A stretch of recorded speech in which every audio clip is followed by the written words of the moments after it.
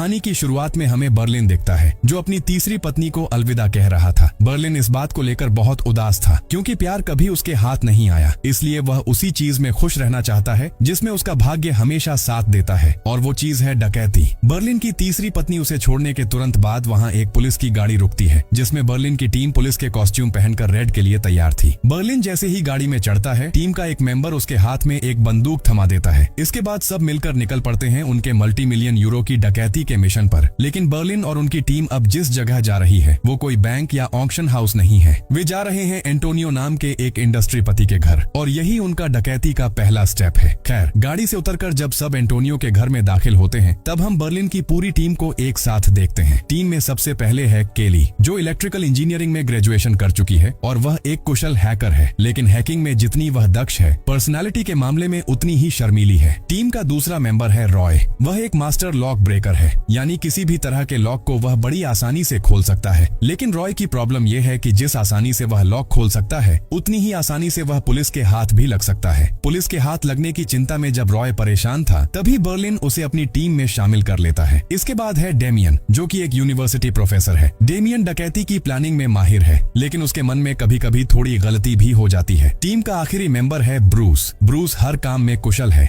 हथियार, machine, thermal laser सहित किसी भी तरह के उपकरण को ब्रूस बहुत ही माहिर हाथों से संभाल लेता है। तो बर्लिन सहित 5 मेंबर यह टीम पुलिस के वेश में एंटोनियो के घर में दाखिल हो जाती है और डिनर टेबल पर जाकर एंटोनियो समेत सभी को पकड़ लेती है। बर्लिन एक फेक सर्च वारंट दिखाकर एंटोनियो को अपने साथ ऊपर की फ्लोर पर ले जाता है और बाकी टीम नीचे गार्डिंग करती रहती है। एंटोनियो ब्रूस से पूछता है कि उसे क्यों सर्च किया जा रहा है। जवाब में बर्लिन कहता है, तुमने गैर कानूनी तरीके से बहुत सारी एंटीक चीजें इकट्ठा की हैं, जो कि राष्ट्रीय कानून के खिलाफ है, और पकड़े जाने पर तुम्हें 9 साल की जेल हो सकती है। डर के मारे बर्लिन एंटोनियो से कहता है कि उसका लॉकर खोलो, और वहाँ से एक पीतल की 40 निकालता है। 40 हाथ में आते ही बर्लिन सच बता देता है कि वे पुलिस नहीं बल्कि डकैत हैं। बर्लिन आगे कहता है, यहाँ डरने की कोई जरूरत नहीं है, हम सिर्फ इस 40 को लेकर चले जाएंगे, और अगर तुम पुलिस को खबर देने की कोशिश करोगे तो हम तुम्हारे गैर कानूनी कलेक्शन की इंफॉर्मेशन पुलिस को दे देंगे। आप सोच रहे होंगे कि लॉकर में इतनी कीमती चीजों के बावजूद बर्लिन सिर्फ यह 40 क्यों ले गया। असल में बर्लिन इससे भी बड़ी डकैती की प्लान बना रहा है, जिसका हम जल्द ही पता लगाएंगे। इस दौरान जब टीम के बाकी मेंबर नीचे गार्डिंग कर रहे थे, तब एंटोनियो की टीम का एक मेंबर समझ जाता है कि ये लोग असली पुलिस नहीं है, इसलिए वह हिम्मत दिखाकर बोलने लगता है। तभी बर्लिन नीचे आता है और उस आदमी को डराकर बाहर ले जाता है। बर्लिन समझ जाता है कि आदमी ने यह हिम्मत अपनी गर्लफ्रेंड को इम्प्रेस करने के लिए दिखाई थी, इसलिए वह उसे बाहर लेकर समझाने की कोशिश करता है कि प्यार एक बेकार चीज है, इसके लिए अपनी जान खतरे में डालने का कोई मतलब नहीं है। फ्यूचर में वह ऐसा फिर से न करे। इतना कहकर बर्लिन अपनी टीम लेकर वहाँ से निकल जाता है। यहाँ से सीन शिफ्ट होता है और हम पेरिस के एक 5 स्टार होटल में पहुँचते हैं, जहाँ बर्लिन अपनी टीम के साथ अगले प्लान के लिए ठहरा है। टीम सब मिलकर जब एक जगह होती है, बर्लिन उन्हें टीम के छठे मेंबर से मिलवाता है, और वह छठा मेंबर है कैमरन, जो एक प्रोफेशनल राइडर है। इसके अलावा बर्लिन ने कैमरन को टीम में इसलिए भी लिया है, जिसकी वजह हम आगे जानेंगे।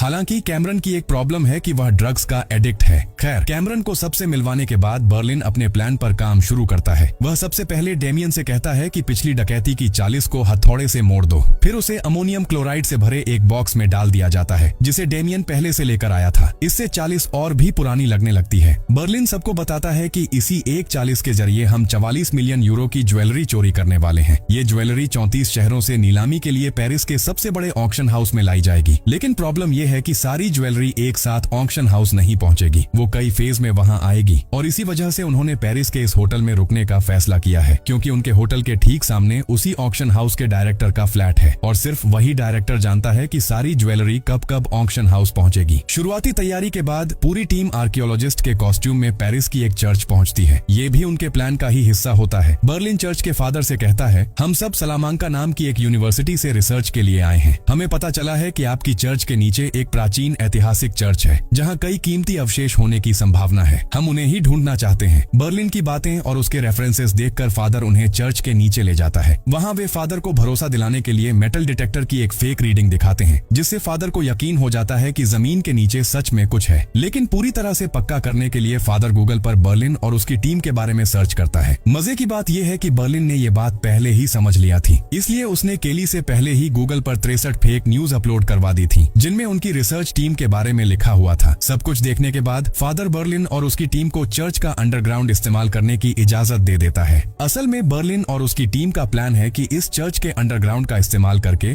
ऑक्शन हाउस तक पहुंचना, क्योंकि यहाँ पहले से ही एक पुराना टनल है जिसके बारे में किसी को पता नहीं है। इसके बाद वे अपने प्लान का दूसरा हिस्सा लागू करने में लग जाते हैं। ऑक्शन हाउस के डायरेक्टर पोलिनेक जैसे ही अपने घर से बाहर निकलते हैं, ब्रूस उन्हें फॉलो करता है ताकि उनका रियल टाइम अपडेट पूरी टीम तक पहुंच सके। पोलिनेक जैसे ही चले जाते हैं, केली, रॉय और कैमरन फॉर्मल ड्रेसअप करके पोलिनेक के होटल में पहुंचते हैं। सबसे पहले रॉय और कैमरन कपल का अभिनय करते हैं और चालाकी से मेन गेट का लॉक खोल देते हैं। गेट खुलते ही केली उनके साथ जुड़ जाती है। इसके बाद तीनों मिलकर पोलिनेक के घर में प्रवेश करते हैं। घर के गेट पर रॉय वहां के 3 लेयर के लॉक को तोड़ना शुरू करता है और कैमरन और केली मिलकर पास की दीवार में छेद करके सिक्योरिटी अलार्म हैक करते हैं और उसका पासवर्ड निकाल लेते हैं। जैसे ही रॉय का लॉक ब्रेक हो जाता है, तीनों मिलकर पोलिनेक के फ्लैट में घुसते हैं और सबसे पहले सिक्योरिटी अलार्म ऑफ कर देते हैं। इसके बाद फ्लैट के अलग अलग हिस्सों में कैमरा सेट करना शुरू कर देते हैं और होटल में बैठे डेमियन और बर्लिन सब कुछ चेक करते रहते हैं। पोलिनेक के घर में एक पालतू कुत्ता भी था जो रॉय को देखकर उनके पास भागता है खेलने के लिए। रॉय लोग भी काम के बीच में उस कुत्ते के साथ खेलते रहते हैं। ठीक इसी समय बर्लिन नोटिस करता है कि फ्लैट में कोई आ रहा है। वह तुरंत सभी को सतर्क कर देता है। बर्लिन की बात सुनकर रॉय और कैमरन बिस्तर के नीचे छिप जाते हैं और केली एक क्लोजेट में घुस जाती है। वह आदमी असल में पोलिनेक के कुत्ते को वॉक पर ले जाने आया था। रॉय और कैमरन को बिस्तर के नीचे छिपा देख कुत्ता भी उनके तरफ छड़ी फेंकता है और कैमरन के कपड़ों को खींचने लगता है। तब तक वह आदमी भी बिस्तर के पास पहुंच चुका था। इंसान की मौजूदगी का एहसास पाकर उसके साथ एक और कुत्ता बिस्तर के नीचे झांकता है, लेकिन आदमी कुछ समझे बिना कुत्तों को लेकर वहां से चला जाता है। जाते समय वह आदमी कुछ लेने के लिए उसी क्लोजेट को खोलता है जिसमें केली छिपी थी, लेकिन केली पहले से ही क्लोजेट के बिल्कुल पीछे चली गई थी, इसलिए आदमी कुछ नहीं समझ पाता।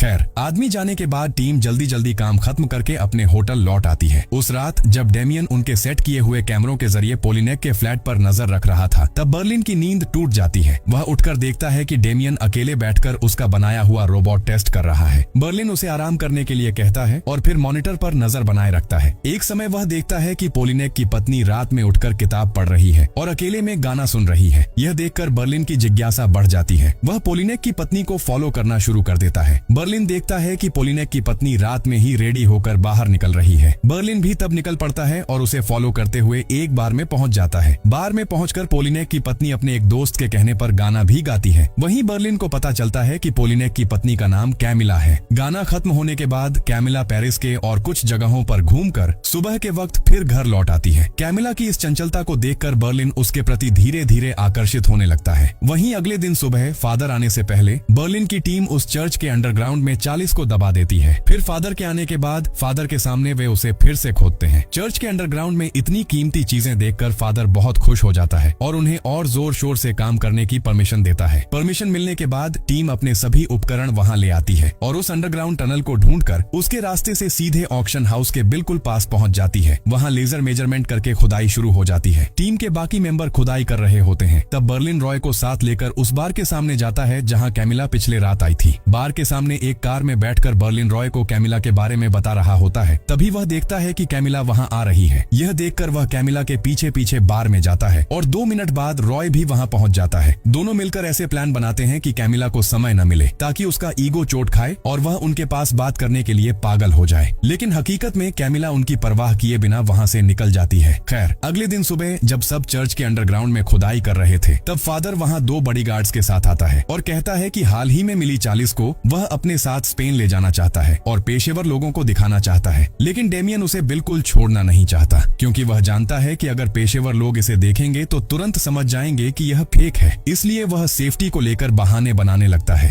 फिर भी फादर उसकी नहीं सुनता और 40 को लेकर चला जाता है। इसी बीच रॉय जब पोलिनेक के कॉल को ट्रेस कर रहा होता है तो उसे पता चलता है कि कैमिला किसी कॉन्सर्ट में जाना चाहती है, लेकिन पोलिनेक उसे समय नहीं दे रहा। रॉय यह बात बर्लिन को फोन करके बताता है, क्योंकि अगर बर्लिन चाहे तो वह अभी कैमिला को कॉन्सर्ट में ले जा सकता है। लेकिन उसी समय फादर के 40 लेकर जाने की खबर भी बर्लिन के कानों तक पहुंचती है। बर्लिन इस समय दोराहे पर पड़ जाता है। क्या वह अपनी पसंदीदा महिला के पास जाएगा या डकैती के प्लान को बचाएगा? इसके बाद दिखाया जाता है कि बर्लिन डकैती के प्लान की बजाय अपने प्यार को ज्यादा महत्व देता है। वह रॉय को 40 की रक्षा का जिम्मा देकर खुद कैमिला से मिलने चला जाता है। वह होटल से बाहर निकलते हुए ऐसा करता है जैसे उनका मिलना एक्सीडेंटली हुआ हो। वह कैमिला से कहता है कि वह पास के होटल में रहता है। फिर बातचीत के दौरान वह कैमिला को कॉन्सर्ट में जाने का प्रपोजल देता है। कैमिला भी मान जाती है, क्योंकि वह अकेले जाने की बजाय किसी के साथ जाना पसंद करती थी। कॉन्सर्ट जाने के रास्ते में ही कार में कैमिला ड्रेसअप करती है और बर्लिन कैमिला को इम्प्रेस करने के लिए उसे कई बातें बताता है। है। बातें करते करते वे क्लब पहुंच जाते हैं और वहां कॉन्सर्ट का आनंद लेने लगते हैं। इसी बीच रॉय प्लान बनाने लगता है कि फादर से 40 कैसे वापस ली जाए। इसके लिए वह कैमरेन से बाइक की चाबी मांगता है, क्योंकि ब्रूस की बाइक कैमरेन के पास थी। लेकिन कैमरेन बाइक की चाबी नहीं देता और उल्टा रॉय के साथ जाना चाहता है, ताकि रॉय अकेले किसी खतरे में न पड़ जाए। रॉय सोचता है कि शायद कैमरेन उसे पसंद करता है, क्योंकि पहले दिन से ही वह रॉय को अलग नजरों से देख रहा था। और रॉय जानता है कि मिशन के दौरान बर्लिन किसी भी तरह का अफेयर पसंद नहीं करता। खैर, रॉय को राजी कर कैमरेन उसे साथ लेकर बाइक पर फादर की तरफ निकल जाता है, क्योंकि आज रात की फ्लाइट में फादर स्पेन जाने वाला है। जैसे ही फादर अपने बॉडीगार्ड्स को विदा देकर अकेला रवान होता है, कैमरेन बाइक चलाकर उसके पास पहुंच जाता है और रॉय फादर के हाथ से 40 वाला बैग खींच लेता है। लेकिन फादर आसानी से बैग छोड़ना नहीं चाहता। इस वजह से वे फादर को कुछ दूर तक खींचते हैं। फादर की चिल्लाहट सुनकर बॉडीगार्ड्स वापस मुड़कर देखते हैं और तुरंत ही एक टिन का ड्रम फेंककर कैमरेन और रॉय को गिरा देते हैं। फिर जब वे 40 वाला बैग लेने की कोशिश करते हैं, कैमरेन पहले ही उसे उठाकर ले जाता है और वहां से दौड़कर एक गली में चला जाता है। बॉडीगार्ड्स रॉय और कैमरेन का पीछा करते हुए उनकी बाइक पकड़ लेते हैं। गली में वे एक शादी के समारोह में पहुंच जाते हैं और वहां मौजूद शादी की गाड़ी में बैठकर वहां से भाग जाते हैं। बॉडीगार्ड्स उनका पीछा करते रहते हैं। गली से निकलकर वे एक गैरेज में पहुंच जाते हैं और कुछ समय वहां छिप कर रहते हैं। खोजते खोजते बॉडीगार्ड्स भी उस गैरेज में पहुंच जाते हैं। रॉय फिर अपनी सूझबूझ दिखाता है और एक डायवर्जन बनाने की कोशिश करता है। वह कई कारों के अलार्म एक्टिव करता है और एक कार लेकर भागने की कोशिश करता है, लेकिन इससे ज्यादा फायदा नहीं होता। एक बॉडीगार्ड से बचते बचते वे सामने एक दूसरी कार से टकरा जाते हैं। फिर बॉडीगार्ड्स एक हॉज पाइप से उन पर पानी फेंकते हैं, जिससे उनका हाथ से 40 छूट जाता है और बॉडीगार्ड्स उसे पकड़ लेते हैं। अब कोई रास्ता न देखकर रॉय और कैमरेन वहां से भाग निकलते हैं। इसी बीच बर्लिन और कैमिला कॉन्सर्ट के बाद वापस लौटते हैं, लेकिन होटल पहुंचने से पहले बर्लिन कैमिला के हाथ में अपना नंबर लिखकर छोड़ देता है। अगले दिन सुबह कैमिला बर्लिन को फोन करती है और बताती है कि वह भी धीरे धीरे बर्लिन को पसंद करने लगी है, लेकिन वह यह भी बताती है कि वह पहले से ही शादीशुदा है। बर्लिन समझता है कि कैमिला अभी भी रिश्ते के मामले में कंफ्यूज्ड है, इसलिए वह कैमिला को ब्रेकफास्ट का ऑफर देता है और फोन रख देता है। कुछ ही देर बाद कैमिला बर्लिन के होटल रूम के बाहर आकर नॉक करती है। बर्लिन नहीं जानता कि क्या करे, क्योंकि पूरा रूम कंप्यूटर और टेलीस्कोप से भरा हुआ है, इसलिए वह कैमिला को अंदर आने को नहीं कहता और बाहर से ही बात करता है, ऐसा दिखाने के लिए कि वह कैमिला की मैरिड लाइफ का सम्मान कर रहा है। लेकिन जब कैमिला वहां से चली जाती है तो बर्लिन को लगता है कि उसने कैमिला को रिजेक्ट कर दिया, इसलिए वह दौड़कर कैमिला के पास जाता है और उसे एक किस करता है। दूसरी तरफ रॉय और कैमरेन जब किसी रेस्टोरेंट के सामने बैठे होते हैं, तब डेमियन उनसे मिलकर बताता है कि फादर सुबह उनसे मिला और 40 वापस दे गया, क्योंकि कल की घटनाओं के बाद उसने समझ लिया कि इस 40 के कारण खतरा है। डेमियन कहता है कि किस तरह भी हो, भाग्य ने हमारी मदद की है और अब हमें जितना जल्दी हो सके डकैती का बाकी काम पूरा करना है। इसी बीच ब्रूस को देखा जाता है कि वह केली के रूम में जाता है और उसके साथ अपने नए इन्वेंशन और आइडियाज के बारे में बात करता है। बातचीत के दौरान ब्रूस इशारे से बताता है कि वह केली को पसंद करता है, लेकिन शर्मीली केली यह सुनकर ब्रूस को रूम से निकल देती है। फिर अगले दिन खुदाई के काम में जाते जाते केली धीरे धीरे ब्रूस के प्रति आकर्षित होने लगती है और यह बात वह कैमरेन को भी बता देती है। इस बीच कैमिला के साथ सब कुछ सेट होने के बाद बर्लिन कैमिला को लेकर पेरिस के विभिन्न हिस्सों में घूमता रहता है और टीम के बाकी मेंबर्स खुदाई का काम जारी रखते हैं। ऐसे घूमते घूमते वे ऑक्शन हाउस की दीवार तक पहुंच जाते हैं। इसके बाद वे अपने प्लान का मेन हिस्सा लागू करना शुरू करते हैं। ऑक्शन हाउस के वॉल्ट में कोई ज्वेलरी पहुंचने से पहले ही टीम उस वॉल्ट को तोड़ने की प्लान बनाना शुरू कर देती है। आप सोच रहे होंगे कि डकैत ऐसा क्यों कर रहे हैं। असल में उनका प्लान है कि पहले से सब कुछ सेटअप कर लिया जाए ताकि चोरी के समय कोई परेशानी न आए। तो प्लान के मुताबिक वे ऑक्शन हाउस की दीवार को काट देते हैं, लेकिन तभी वे उसे हटा नहीं पाते क्योंकि अंदर सीसीटीवी कैमरा है। वे प्लान बनाते हैं कि पहले गार्ड्स को भटकाया जाएगा और उसी मौके पर सीसीटीवी कैमरा हैक किया जाएगा। तो केली सबसे पहले गार्ड्स के कॉल लाइन को हैक करती है और उनके रात के खाने का ऑन ऑर्डर रिसीव कर लेती है और खाना डिलीवरी करने जाता है ब्रूस। लेकिन ब्रूस खाना 1.5 घंटे बाद ले जाता है और साथ में पुराना बासी खाना भी ले जाता है। डिलीवरी मैन की इस हालत को देखकर गार्ड खाना लेने में बिल्कुल भी मन नहीं करता। तब ब्रूस तरह तरह की पागलपन वाली हरकतें करने लगता है। एक समय मैन हॉल का गार्ड ऊपर वाले गार्ड को कॉल करके नीचे आने को कहता है। जब वे ब्रूस की पागलपन बर्दाश्त नहीं कर पाते तो गुस्से में ब्रूस को मार डालते हैं, लेकिन ब्रूस तो इसका इंतजार कर रहा था। उसने पहले से ही मुंह में एक फोम टैबलेट रख रखा था। वह इसे तोड़कर फोम बाहर निकालने लगता है और बेहोश होने का ड्रामा करता है। गार्ड्स यह देखकर डर जाते हैं और ब्रूस को इलाज देकर ठीक करने की कोशिश करने लगते हैं और यह सब बर्लिन के प्लान का हिस्सा था। वह इस मौके का फायदा उठाकर सबको ड्रेस पहनकर रेडी होने को कहता है। फिर डेमियन के रोबोट की मदद से ऑक्शन हाउस की दीवार हटाई जाती है और टीम अंदर प्रवेश कर जाती है। जब गार्ड ब्रूस को होश में लाने में व्यस्त होते हैं, तभी केली सीसीटीवी का मेन बोर्ड खोलती है और उसमें एक डिवाइस इंस्टॉल कर देती है, लेकिन यह करते हुए वह एक सॉकेट काट देती है जिससे सारी सीसीटीवी सीसीटीवी कैमरे बंद हो जाती हैं। इस बीच गार्ड्स ब्रूस को ठीक कर देते हैं। समय कम होने के कारण केली थोड़ा पैनिक हो जाती है, लेकिन अंततः वह सॉकेट ढूंढकर उसे ठीक कर देती है और समय पर बाहर निकल आती है। और इस बीच गार्ड्स ब्रूस को ठीक करके उसका खाना देने के बाद छोड़ देते हैं। उन्हें यह एहसास तक नहीं होता कि उनकी पूरी सिस्टम को चुपके से किसी ने हैक कर लिया है। इसके बाद बर्लिन सभी को इकट्ठा करता है और उनकी तैयारी के फाइनल प्लानिंग सत्र की शुरुआत करता है। लेकिन प्लानिंग के बीच में ब्रूस उठकर एक शैंपेन की बोतल खोलता है और बर्लिन उसे उस बोतल का सारा शैंपेन पिला देता है। फिर वह वापस प्लानिंग में बैठ जाता है। इस समय सब समझ जाते हैं कि बर्लिन कितनी शांत दिमाग से कितना खतरनाक हो सकता है। फिर अगले प्लान के मुताबिक केली सीसीटीवी हैक करती है और कुछ फुटेज रिकॉर्ड कर रखती है, क्योंकि जब वे वॉल्ट के अंदर काम करेंगे तभी केली वह रिकॉर्डेड फुटेज चलाएगी और बाकी समय सीसीटीवी नॉर्मली काम करेगी। बर्लिन कहता है कि सारी ज्वेलरी वॉल्ट में आने से पहले वॉल्ट के पीछे एक छोटा रास्ता काटकर तैयार करना होगा ताकि वे अंदर जा सकें। प्लान के मुताबिक वे थर्मल लेजर की मदद से वॉल्ट के पीछे का हिस्सा काट देते हैं और उस पर एक क्रेन लगाकर गेट जैसा बना देते हैं ताकि चाहे तो वॉल्ट का पिछला हिस्सा उठाकर अंदर प्रवेश कर सकें। सब कुछ सक्सेसफुली पूरा होने के बाद टीम एक दूसरे को बधाई देती है और सेलिब्रेट करने लगती है। बर्लिन सबको कहता है, अब तुम सब अपने तरीके से आनंद लो।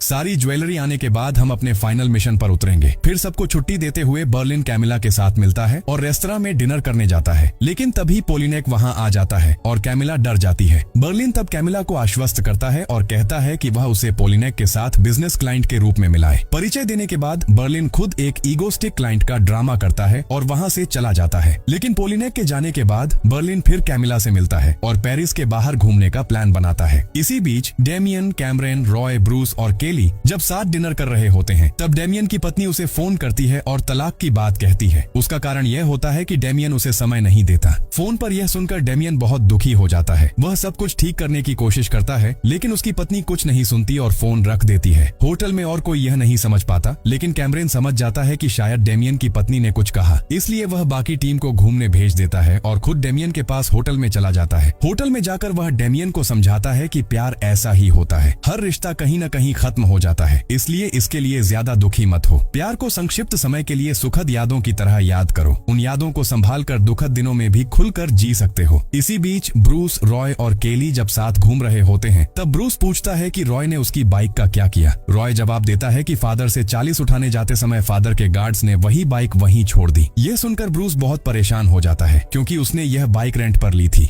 बाइक रेंटल कंपनी उसे बार बार कॉल कर रही है। हालांकि ब्रूस ने फेक नाम और पासपोर्ट से बाइक ली थी, लेकिन बाइक पर उसकी असली फोटो लगी हुई थी और वह नहीं चाहता था कि पुलिस के पास उसकी कोई इंफॉर्मेशन जाए। खैर, अगले दिन सुबह कैमरन एक न्यूज लेकर डेमियन के कमरे में आता है और देखता है कि डेमियन का पूरा कमरा धुला धुला सा लग रहा है। वह नॉक करता है। डेमियन दरवाजा खोलता है, कैमरन को अंदर ले जाता है और अपनी नई रिसर्च दिखाता है। डेमियन पूरी रात रिसर्च करके यह पता लगाता है कि उसकी पत्नी ने उसे धोखा दिया है। वह पहले से ही किसी और रिलेशनशिप में थी। इतने दिनों बाद असल में एक बहाना बनाकर डिवोर्स दे रही है। डेमियन की हालत देखकर कैमरन को बहुत बुरा लगता है। वह उसे शांत होने को कहता है, फिर बताता है कि पोलिनेक सारे ज्वेलरी वॉल्ट्स लेकर आ चुका है और किसी कारण से वह नीलामी पहले शुरू करना चाहता है, इसलिए हमें आज ही रात में डकैती पूरी कर लेनी चाहिए और अभी इसी वक्त बर्लिन को भी खबर देनी होगी। उधर बर्लिन और कैमिला जब होटल में एक दूसरे के साथ करीबी पल बिता रहे होते हैं तभी कैमिला के पास पोलिनेक का कॉल आता है। पोलिनेक उसे बताता है कि उसे कैमिला और बर्लिन के रिश्ते के बारे में सब पता चल गया है और यह भी कि उस दिन रेस्टोरेंट में जो आदमी मिला था वही बर्लिन था। यहाँ बता दें कि कैमिला बर्लिन को साइमन नाम से जानती थी। उसका पति पोलिनेक भी बर्लिन को साइमन नाम से ही जानता था। सब कुछ सुनने के बाद कैमिला दुविधा में पड़ जाती है। वह बर्लिन को बुलाकर सारी बात बता देती है और कहती है कि उसे इस बारे में सोचने के लिए थोड़ा समय चाहिए। जैसे ही बर्लिन सुनता है कि पोलिनेक को सब पता चल गया है, वह बहुत खुश हो जाता है। उसे लगता है कि अब पोलिनेक कैमिला को छोड़ देगा और कैमिला हमेशा के लिए उसकी हो जाएगी। इसी खुशी में वह होटल से बाहर निकलकर बच्चों की तरह दौड़ने लगता है। तभी रॉय उसे फोन करता है और कहता है कि आज ही रात उन्हें अपनी डकैती का प्लान पूरा करना होगा। यह सुनकर बर्लिन थोड़ा उदास हो जाता है, क्योंकि वह कैमिला के साथ नहीं रह पाएगा, लेकिन वह मन ही मन सारे प्लानिंग पर ध्यान देना शुरू कर देता है। उनकी बातचीत के बीच कैमिला फिर बर्लिन को बुलाती है और कहती है कि वह पोलिनेक से बहुत प्यार करती है और बर्लिन के साथ जो था वह सिर्फ टाइम पास थी। उसने समझ लिया कि उसने गलती की, इसलिए अब वह इस रिश्ता खत्म करके पोलिनेक के साथ रहना चाहती है। कैमिला के यह कहने पर बर्लिन बहुत गुस्से में आ जाता है। फिर भी वह वहां से हंसते मुस्कुराते निकलकर गाड़ी में बैठता है, रॉय को कॉल करता है और सारी बात खोलकर बता देता है। बर्लिन यह भी कहता है कि रॉय उसके लिए कुछ क्लोरोफॉर्म का इंतजाम करे, वह पोलिनेक को छोड़ने वाला नहीं है। बर्लिन की बातें सुनकर रॉय बहुत डर जाता है, क्योंकि डेमियन पहले ही मानसिक रूप से अस्थिर हो चुका है और बर्लिन की मानसिक स्थिति भी ठीक नहीं है। इसी बीच डकैती का समय भी आ गया है। अब सवाल ये है कि इतने लंबे प्लान और मेहनत के बाद डकैती सफल होगी या नहीं। इसके बाद देखा जाता है कि बर्लिन और टीम के सभी मेंबर मिलकर वॉल्ट के सीसीटीवी पर नजर रख रहे हैं। पोलिनेक आखिरी ज्वेलरी पीस वॉल्ट में रख रहा है। सारी चीजें सही तरह से रखने के बाद पोलिनेक वॉल्ट का चौथा लेयर लॉक सेट करता है और गार्ड के साथ कागजात के मामले में बात करने लगता है। इसी बीच केली ज्वेलरी से भरे वॉल्ट की एक रिकॉर्डिंग बनाकर उसे लूप में चलाती रहती है। वॉल्ट में जाने के लिए रेडी होने पर डेमियन बर्लिन से पूछता है कि वह इतना देर क्यों हुआ। बर्लिन कोई जवाब नहीं देता। तब डेमियन कहता है, तुम खुद हमें किसी भी तरह की परेशानी से रोकते हो और फिर खुद लड़की के साथ घूमने चले गए। तुम्हारी वजह से हमारी टीम खतरे में पड़ गई। तब बर्लिन डेमियन से पूछता है कि क्या उसने पोलिनेक के घर से कैमरा हटा लिया है या नहीं। डेमियन नहीं कहता। तब बर्लिन कहता है, खतरे में मैं नहीं